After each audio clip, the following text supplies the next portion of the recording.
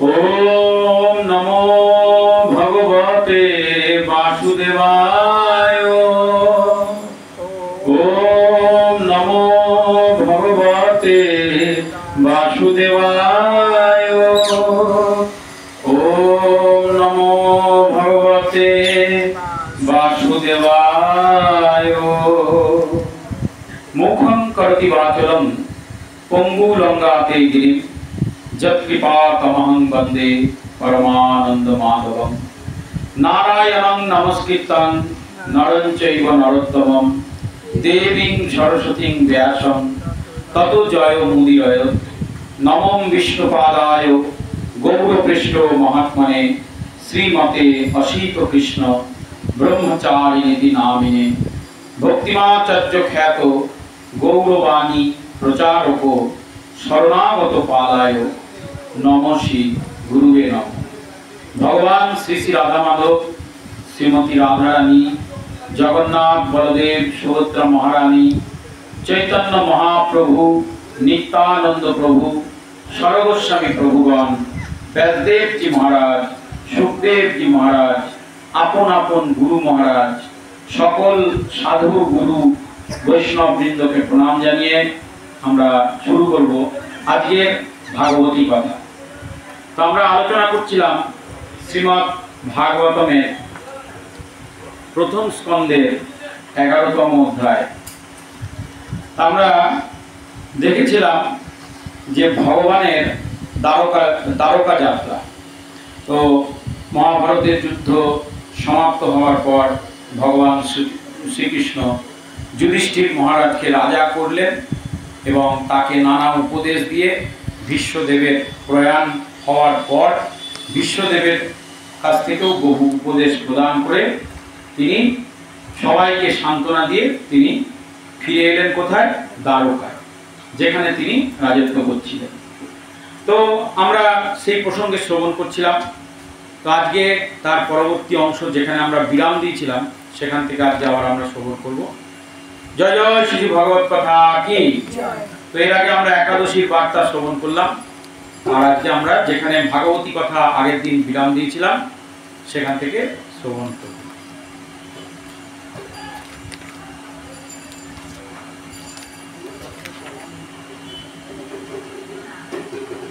যাহি অম্বুজাক্ষ অপসারভো ভবান পুরুন মধুন বা হৃদয় সুদীক্ষায়া তত্র অব্দকোটি প্রতিমখন ভবে রবিম বিনায়ক্ষ ইবনা তব অচ্যুত।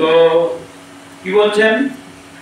তা আমরা দেখছি সুখদেব গোস্বামী পরীক্ষিত মহারাজকে তিনি এই ভাগবতী বার্তা শ্রবণ করাচ্ছেন এবং তিনি বলছেন যে যাহি অম্বুজাক্ষ অক্ষু, অর্থাৎ অম্বুজ অক্ষু মানে হচ্ছে কমললোচন, হ্যাঁ, আর যাহি মানে যখনই। কি বলছেন? অম্বুজ অক্ষু অপসাসর ভো ভবান। দ্বারকাবাসীরা বলছেন যে হে ভগবান, আপনি যখন এখান থেকে চলে যান, অম্বুজ অক্ষু মানে চোখ থেকে উধাও হয়ে যান, হে কমল লোচন, আপনি যখনই আমাদেরকে ছেড়ে চলে যান, কুরুন মধুপ বা অথ সুদীক্ষয়া। কেন যান? ভগবান কোথায় যান না? ভগবানের অনেক প্রিয় আছে, সবাই ভগবানকে কাছে পেতে চায়, সবাই ভগবানকে ভালোবাসতে চায়।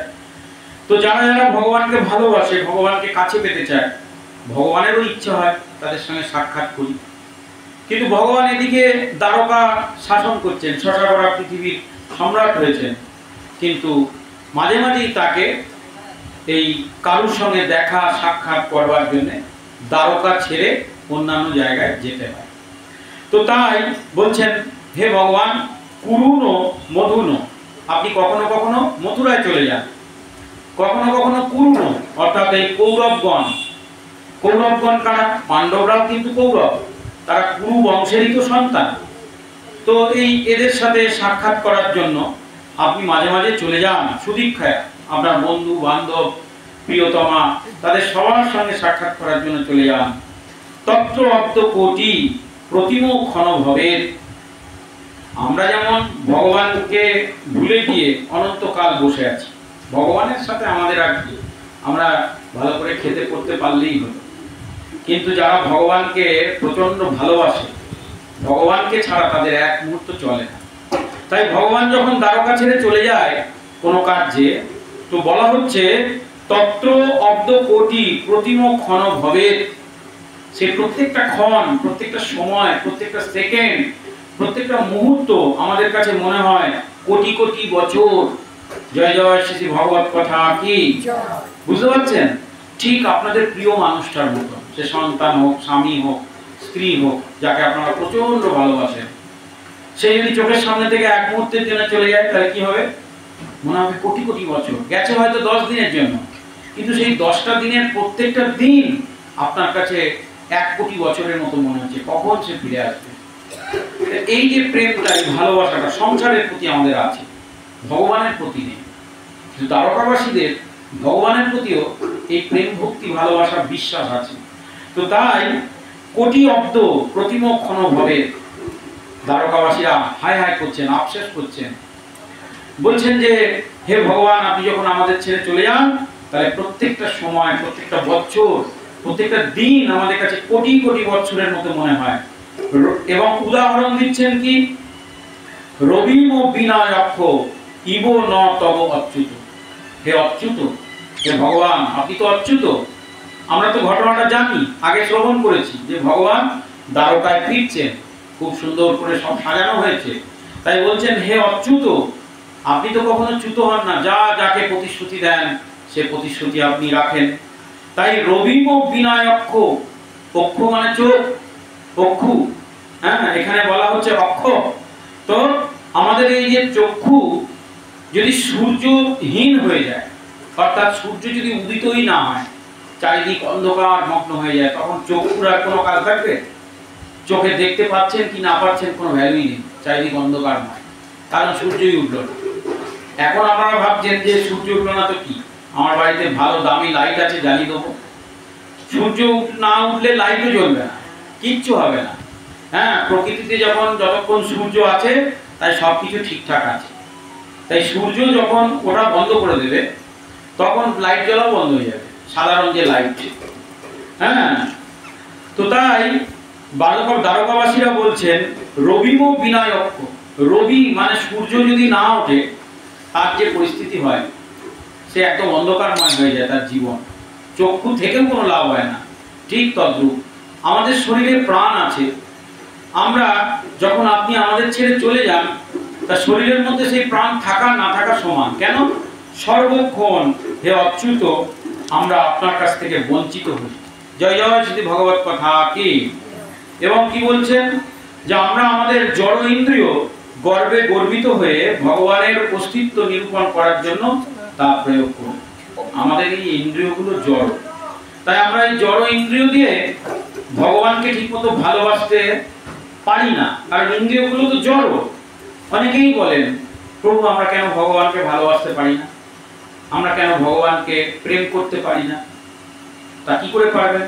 কারণ আপনার ইন্দ্রিয় জড়, তা জড় বস্তু দিয়ে আপনি কি করে? ভগবান তো চিন্ময়, ভগবান তো চিন্ময় বস্তু, হ্যাঁ, তার তো আমাদের মতো শরীর নয়। তো তার জন্য যে আমরা ভগবানকে চট করে সহজে যতই আমরা মুখে আলোচনা করি, বলি, কিন্তু এটা বলার জায়গাতেই থেকে যায়, এটা বাস্তবে রূপান্তরিত করা খুব কঠিন। আর প্রেম হয় কিসের থেকে? সেবা থেকে। সেবা থেকে, সেবা ভাব যার মধ্যে নেই, যিনি সেবা করতে জানেন না বা শেখেননি, সে কখনো প্রেম করতে পারবে না। ওই মুখেই বলবে আই লাভ ইউ, কিন্তু আদেও সেটা লাভ হবে না। লাভের আবার উল্টো এনার্জি, উল্টো কথাও আছে, লস অফ ভাইটাল এনার্জি। হ্যাঁ, তো সেই লাভ হবে, নিজের শরীরে এনার্জি ক্ষয় হবে। কিন্তু প্রকৃত ভালোবাসতে গেলে আমাদেরকে সেবা পরায়ণ হতে হবে, সেবা উন্মুখ হতে হবে। সে জগতের ক্ষেত্রেও তাই। দেখবেন জগতে যে মানুষ সেবা করতে জানে তার মধ্যে প্রেম বেশি হয়, তাকেও লোকে ভালোবাসে, সেও সবাইকে ভালোবাসতে পারে। তো আমাদের এই যে জড় ইন্দ্রিয় দিয়ে যখন আমরা ভগবানের সেবা করব, তখন কিন্তু আমরা ভগবানকে ভালোবাসতে পারবো। সম্পর্কটা তৈরি হয়, সেবা ছাড়া তৈরি হয় না। কিন্তু আমরা ভুলে যাই যে আমাদের ইন্দ্রিয়গুলো পূর্ণ নয়, আমরা ভুলে যাই যে আমাদের ইন্দ্রিয়গুলো পূর্ণ নয়। ইন্দ্রিয় আছে, হ্যাঁ, চক্ষু আছে, কিন্তু চক্ষু দিয়ে আমরা সব দেখতে পাই না, কিছু দূর অবধি দেখতে পাই। বা দিনে দেখি তো রাতে দেখি না, রাতে দেখি তো দিনে দেখি না, এরকম এক একটা জীবের এক এক রকম চক্ষু। আমরা হাত দিয়ে কাজ করি, কিন্তু একটা হাতের যে কর্মক্ষমতা, সবার কি সেই কর্মক্ষমতা থাকে? থাকে না। তো এরকম আমাদের যে প্রত্যেকটা ইন্দ্রিয়, সেই ইন্দ্রিয়গুলো দিয়ে আমরা সব প্রকার কার্য করতে পারি না, কারণ এই ইন্দ্রিয়গুলো আমাদের পূর্ণ নয়, অর্থাৎ অসম্পূর্ণ। বিশেষ কয়েকটি অবস্থাতেই সে কার্য করতে পারে। কিছু কিছু ভগবান সুযোগ দিয়েছে, এক একজনের শরীরে এক এক রকম ক্ষমতা দিয়েছে, তার দ্বারা সে সেই ইন্দ্রিয়গুলোকে পরিচালনা করে কার্য করতে পারে। তো উদাহরণস্বরূপ বলা যায়, যখন সূর্যের আলো থাকে তখন চক্ষু কিছু মাত্রায় কার্যকরী হয়, কিন্তু সূর্য যখন না থাকে তখন চক্ষু থেকেও আর কোনো লাভ হবে না, যেটা আমি আপনাদের বললাম। তাই শ্রীকৃষ্ণ আদি পুরুষ ভগবান, তিনি পরম তত্ত্ব হওয়ার ফলে তাকে সূর্যের সঙ্গে তুলনা করা হলো। ভগবান শ্রীকৃষ্ণকে এখানে সূর্যের সঙ্গে তুলনা করা হলো। কোনো মনুষ্য যদি মনুষ্য জন্ম পেয়ে সে যদি ভগবানের সেবা না করে, ভগবানকে না ভালোবাসতে পারে, তাহলে তার জীবনটা ওই চোখের সূর্য না থাকার মতো। যে মানুষ, কিন্তু মানুষ হয়েও তার মনুষ্যের কর্ম সে কিন্তু করলো না। তো তাকে আমাদের মতো, তাকে ছাড়া আমাদের জ্ঞান যা কিছু সব ভ্রান্ত। ভগবানকে বাদ দিয়ে আমরা কোনো কিছু ভাবতে পারি না। শ্রীকৃষ্ণের দ্বারা বিচ্ছুরিত আলোকের প্রভাবে ভগবানের ভক্তরা সব কিছু দর্শন করতে পারে। শ্রীকৃষ্ণের দ্বারা বিচ্ছুরিত আলোর প্রভাব মানে জ্ঞানের আলো। তো ভগবান যখন হৃদয়ে দিব্য জ্ঞান প্রদান করে, তখন আপনি সব বুঝতে পারবেন, সব উপলব্ধি করতে পারবেন, কিছু অজানা থাকবে না। তো ভগবানের কৃপায় শুদ্ধ ভক্ত অজ্ঞানের অহংকারে থাকতে পারেন না। তাই ভগবান যখন কাউকে কৃপা করেন, তখন তিনি শুদ্ধ ভক্ত হয়ে যান, এবং এই শুদ্ধ ভক্ত তিনি আর কখনো অন্ধকারে থাকেন না। হ্যাঁ, তার সামনে সূর্যের আলো থাকুক না থাকুক, সে চোখ থাকুক না থাকুক, তিনি কিন্তু সমস্ত কিছু উপলব্ধি করতে পারেন। তাই আমাদের সর্বদা কৃষ্ণের দৃষ্টির সমক্ষে থাকা প্রয়োজন। এমন এমন জায়গায় আমাদের নিজেদেরকে রাখতে হবে যে সবসময় মনে রাখতে হবে যে একজন আমাদের দেখছেন, ভগবান শ্রীকৃষ্ণ। ভগবান শ্রীকৃষ্ণ সব দেখছেন, তার সামনে আমাদের থাকতে হবে। হ্যাঁ, যাতে আমরা নিজেদের এবং অন্যদের শক্তিগুলোকে অনুভব করতে পারি, দর্শন করতে পারি।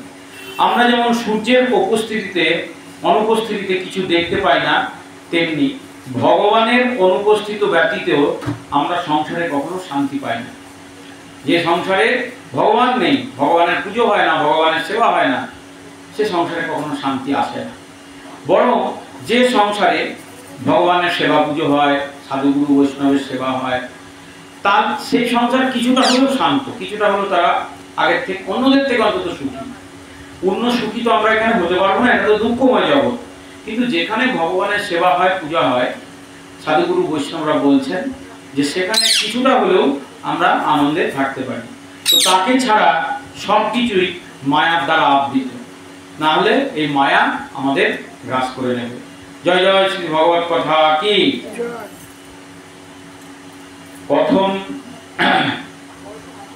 কথম বয়ম, এটা হচ্ছে 10 নম্বর শ্লোক।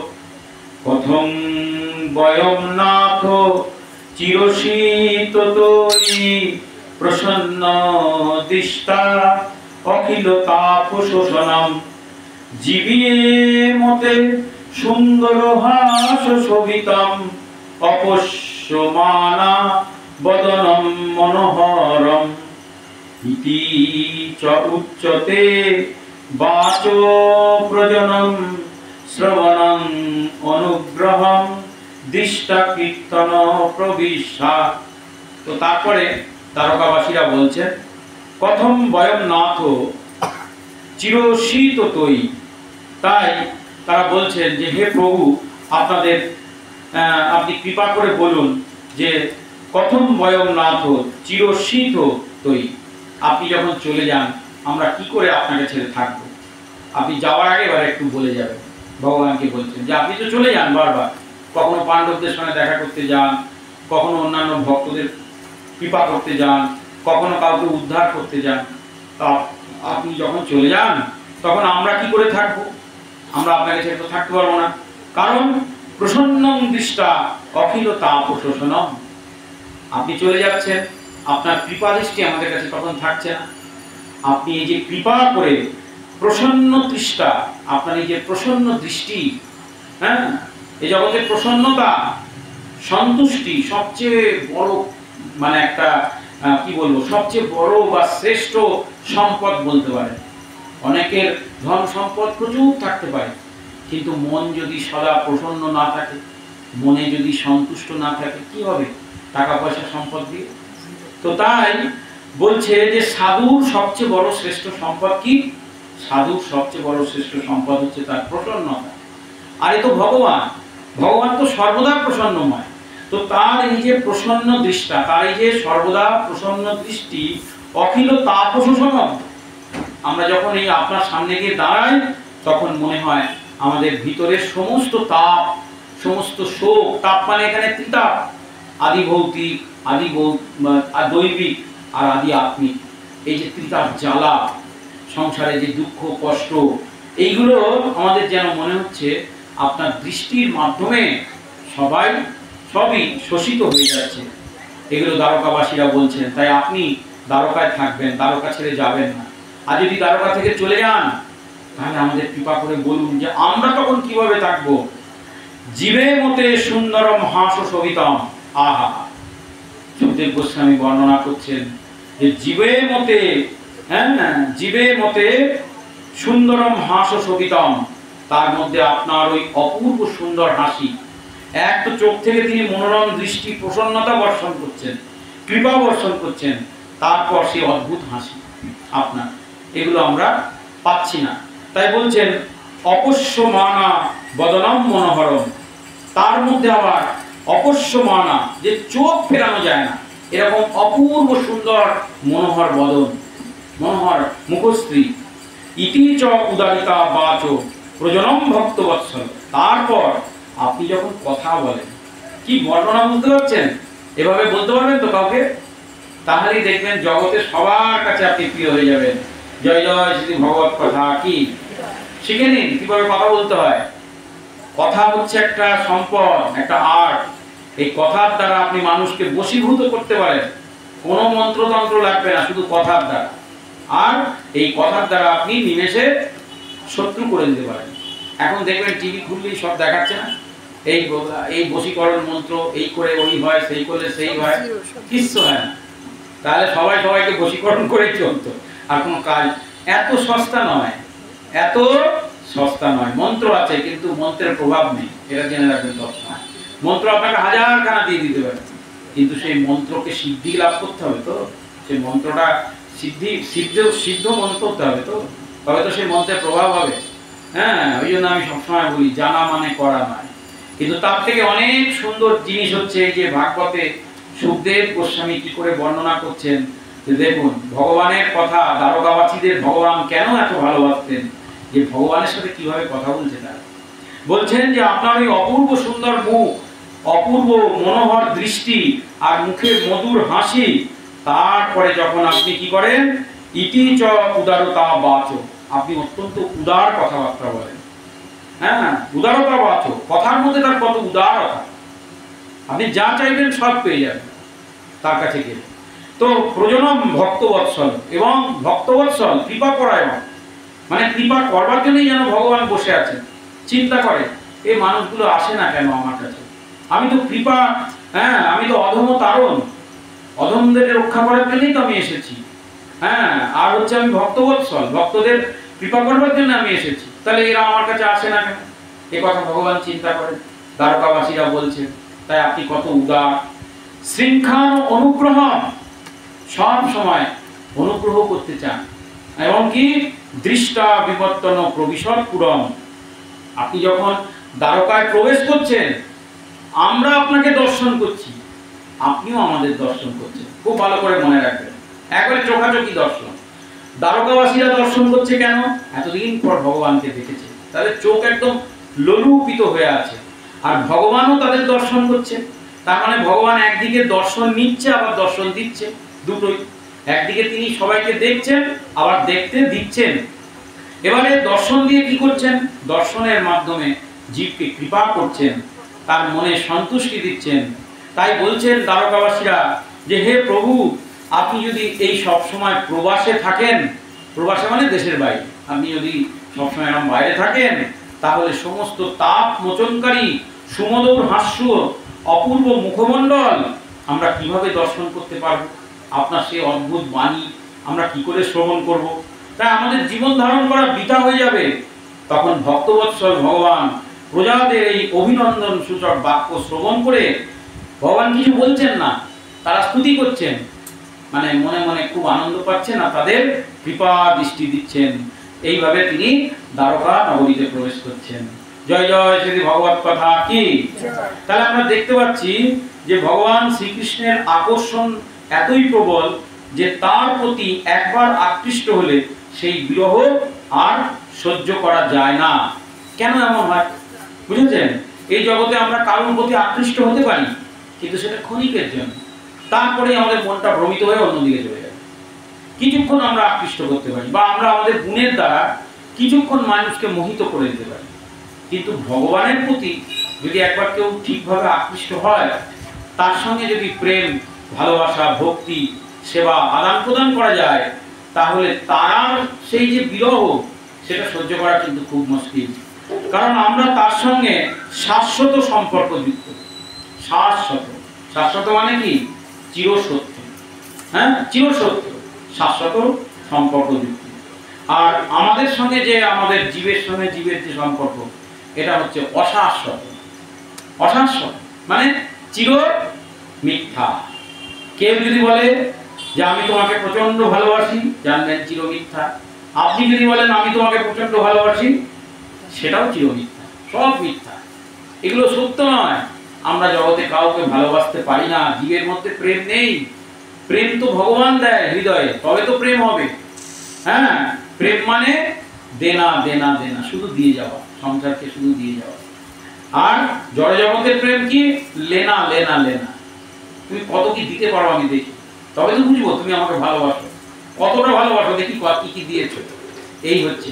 তা আপনারা জগতে যতদিন দিতে পারবেন, হ্যাঁ, শরীর, মন, সেবা, টাকা পয়সা, যা কিছু যত যেখানে বলুন না কেন, যত দিতে পারবেন, তত দেখবেন আপনি তাকে, সে আপনাকে ভালোবাসছে বা আপনি তাকে ভালোবাসছেন। কিন্তু যেই আপনার বন্ধ হয়ে যাবে দেওয়া, হ্যাঁ, তখন কিন্তু আর কেউ আপনাকে ফিরেও তাকাবে না। তাই এই যে সম্পর্কগুলো, সে যে সম্পর্কই হোক, যে কোনো, আমি নাম দিয়ে আলাদা করে বলছি না, যে কোনো সম্পর্ক, সে সম্পর্কগুলো হচ্ছে অশাশ্বত। এগুলো চিরদিনের নয়। হ্যাঁ, ये संसार हमारा है नहीं, था नहीं, रहेगा नहीं। হিন্দিতে বলে দিলাম, ये संसार हमारा है नहीं, था नहीं, रहेगा नहीं। এই সংসার কোনোদিন আমাদের ছিল না, আজও নেই, আগামী দিনেও থাকবে না। বিশ্বাস করুন আমার কথা। আগেও ছিল না, এখনো নেই, আগামী দিনে থাকবে না। জোর করে এই সংসারকে আমরা আঁকড়ে ধরে বসে আছি। কেউ ভালোবাসে না আমাদের সংসারে। হ্যাঁ, তো তাই কথা হচ্ছে যে সূর্যের বিকিরণ আমরা আলোচনা করছিলাম। কেন? কারণ কি? কারণটা হচ্ছে আমাদের এই সম্পর্কগুলো অশাশ্বত। যাদের সাথে আমরা মিলিত হয়েছি, এগুলো অশাশ্বত। কারণ এটা দুঃখালয় অশাশ্বত। এরা দুঃখ দেওয়ার জন্য আমাকে এসছে, আমিও দুঃখ পেতেই এসছি, এটা ভুলে যাচ্ছি।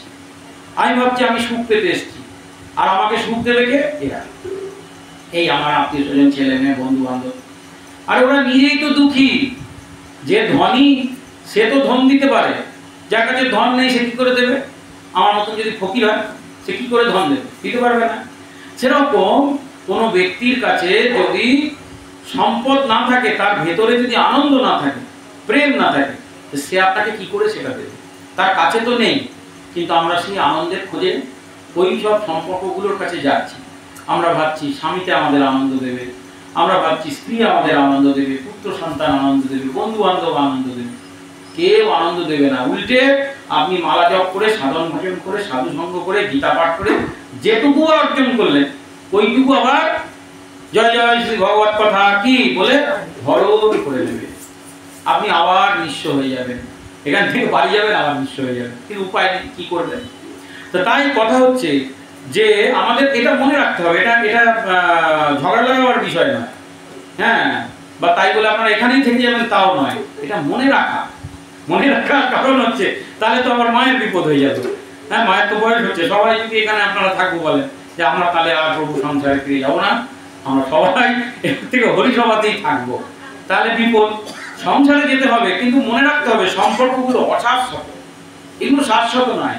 শাশ্বত সম্পর্ক কোনটা? ভগবানের সাথে ভক্তের সম্পর্ক, ভগবানের সাথে জীবের সম্পর্ক, এই যে সম্পর্কগুলো এটা হচ্ছে শাশ্বত সম্পর্ক। জয় জয় শ্রী ভগবত কথা কি। তাহলে মেঘে ঢাকা, মেঘের দ্বারা যেমন, তাহলে আমরা আলোচনা করছিলাম, তাই সূর্যের কিরণ আছে, কিন্তু যদি সেই সূর্যের ওপর মেঘ, মানে নিচে যদি মেঘ ঢেকে যায়, তাহলে সূর্যের কিরণ যেমন প্রবেশ করতে পারে না, তেমনি সংসার জীবনে যদি ভগবানের সেই প্রকাশ, সেই দিব্য জ্ঞান, দিব্য অনুভূতি যদি আমাদের কাছে না আসে, এই সত্য কথাগুলো যদি আমরা না শ্রবণ করি, তাহলে আমরা সংসার জীবনে শান্তি পাই না। আমরা তো জানি যে ইনজেকশন দিলে ব্যথা করবে, তেমনি সংসার করলে সুখ দুঃখ আমাদের জীবনে আছে, ঠিক সেরকম। তাই এই মোহময়ী শক্তি যবনিকা, হ্যাঁ, যখন উত্তোলন হয় তখন জীব সাক্ষাৎ ভগবানকে দর্শন করতে পারে। এইসব কথাবার্তা যখন আপনি শুনে সংসার থেকে আপনার মন যখন পুরোপুরি একদম বৈরাগ্য চলে আসবে, এখনো বৈরাগ্য আসেনি, এখন কখনো কখনো একাদশীতে অনাহার করে সাধু সঙ্গ করে জপ করে একটু বৈরাগ্য আসছে, আবার কালকে থেকেই সংসারের প্রতি রাগ হয়ে যাবে, মানে আকর্ষণ হয়ে যাবে, এগুলো বৈরাগ্য না। ভগবান বলছেন যে যখন পুরোপুরি আমরা বৈরাগ্য পরায়ণ হয়ে যাব, তখন আমরা ভগবানের দর্শন করতে পারবো, এবং আমাদের এই যে চির শাশ্বত সম্পর্ক সেটাকে যখন আমরা অনুভব করতে পারবো, তখন কৃপা করে ভগবান কি করবেন? আমাদের সকল দুঃখ দুর্দশা আমাদের তিনি দূর করে দেবেন।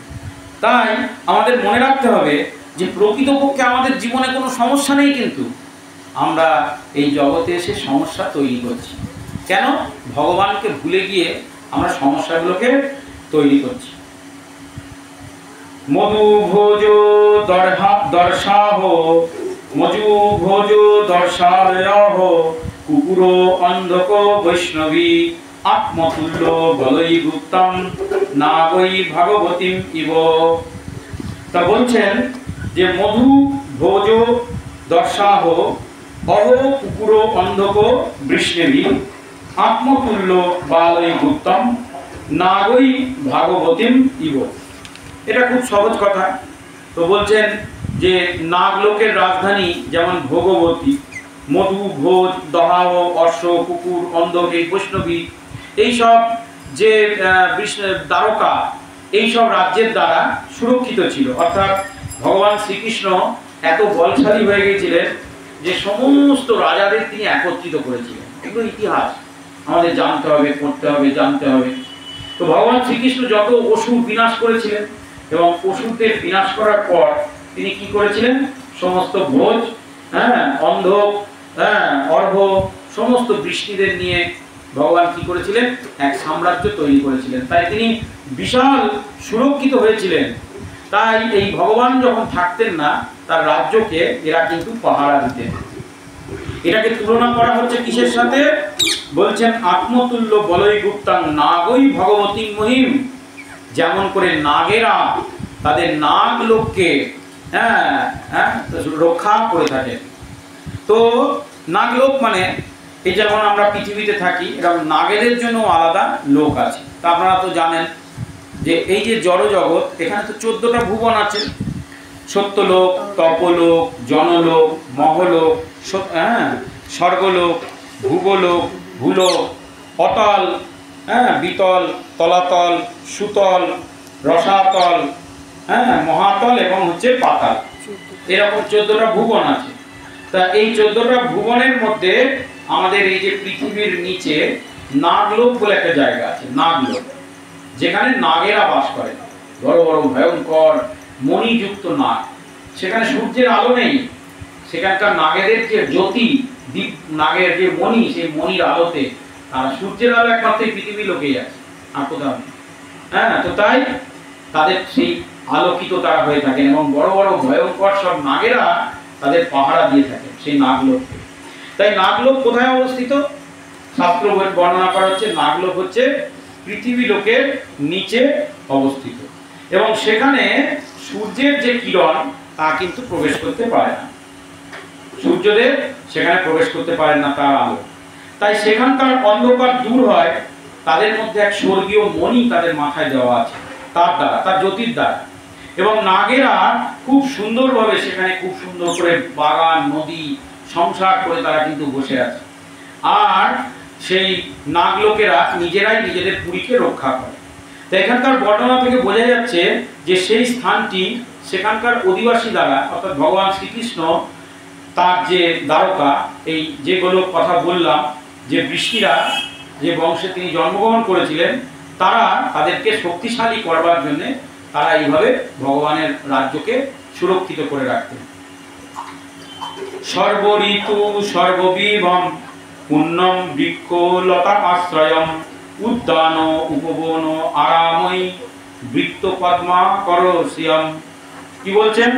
সর্ব ঋতু সর্ববিভব, ভগবানের যে দ্বারকা রাজ্য সে ছিল সর্ব ঋতু সর্ববিভব। বিভব বলতে এখানে বৈভব বলা হচ্ছে।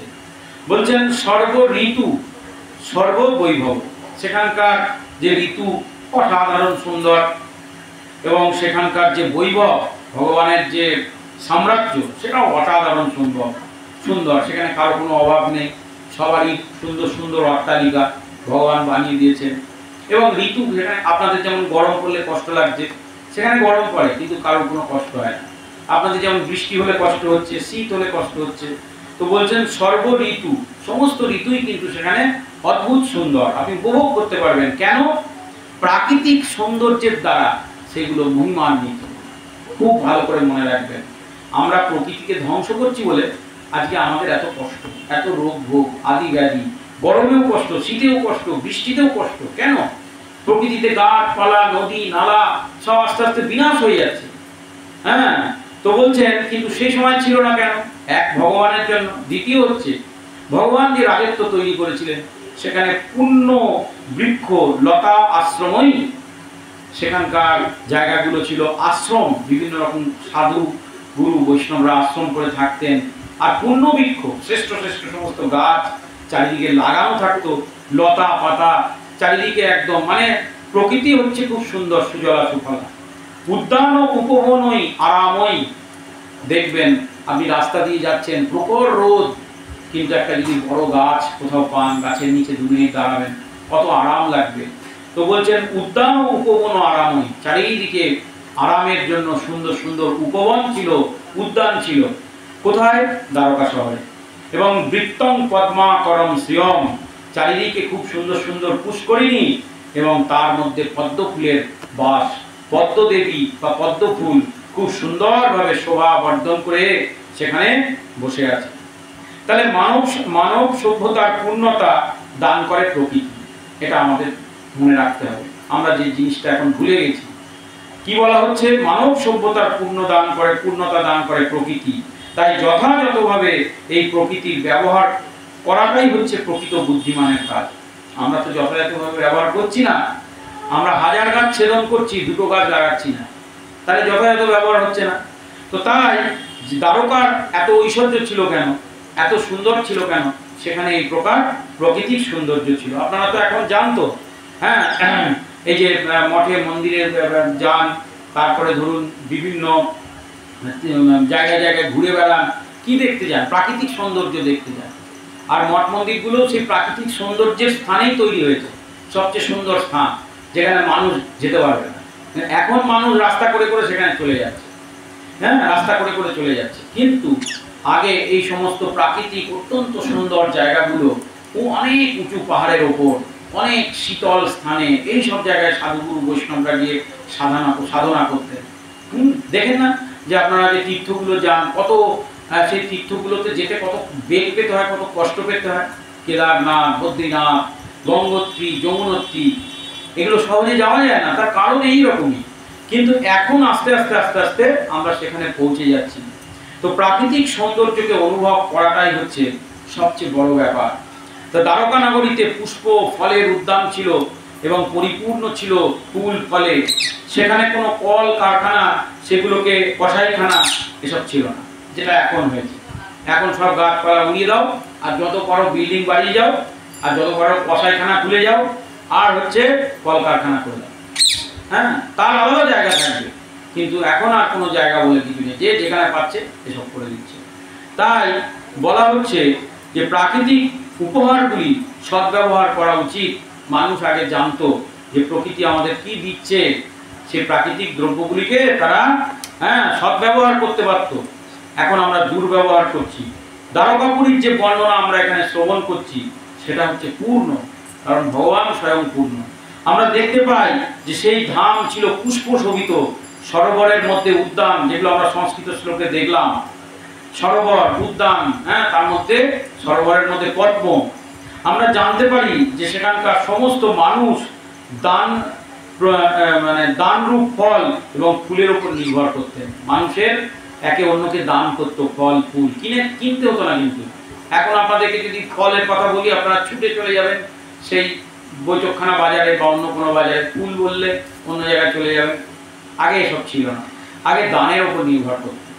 যার কাছে ফল আছে সে কাউকে ফল দিল, তার বিনিময়ে কিছু ফুল নিল। যার কাছে ফুল আছে সে ফুলের বিনিময়ে অন্য কিছু নিল। এইভাবে কিন্তু বিনিময় প্রথা ছিল, বিক্রির প্রথা কিন্তু ছিল না। তো এইভাবেই মানুষের জীবনযাত্রা খুব সুন্দর ছিল। সেখানে কোনো যান্ত্রিক উদ্যোগ ছিল না, এবং মানুষে নোংরা কুড়ে ঘর বস্তি এসব ছিল না।